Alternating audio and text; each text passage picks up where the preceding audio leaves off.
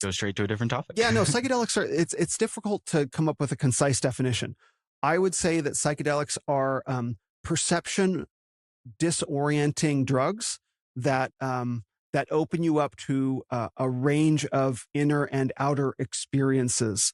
I think that's probably the best definition that I can give for them off the cuff, because actually even within the psychedelic world, they don't have a good definition for it.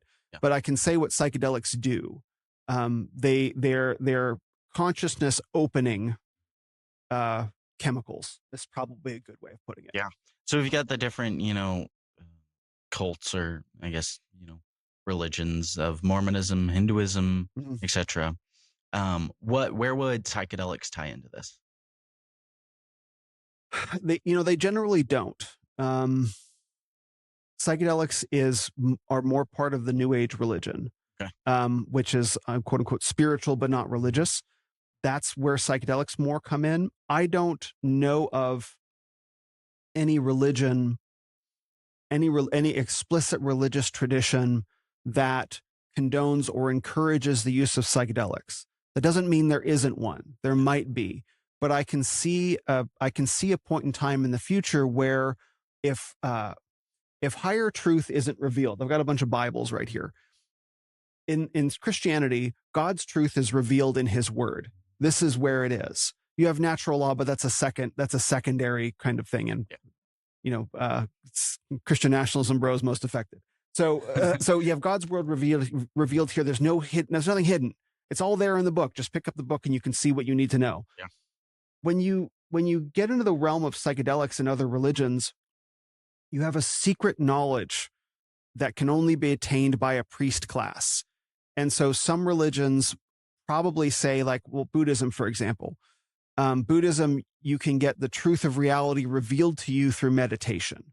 You can't put it into writing. You can only meditate, and then you will achieve ultimate reality. That means people who claim to have achieved that ultimate reality, they are the experts, and they're just telling the rest of us what to do. So you could technically have a priest class of people who use psychedelics to take a shortcut to that higher state of reality, quote unquote, and say, oh, I have come back with secret knowledge that I will now tell to you. So religions could begin using stuff like that. And I suspect that Hinduism probably has, and there's probably quite a lot of that around the world, but you don't see it, and you don't see it in Hinduism so much, or Buddhism or Islam explicitly, but they could start using it that way. Yeah. And you mentioned that it ties into the New Age, and in a sense, we could say the New Age is a type of religion to some people. Yeah. Oh yeah. Yeah. It's an anti-religion.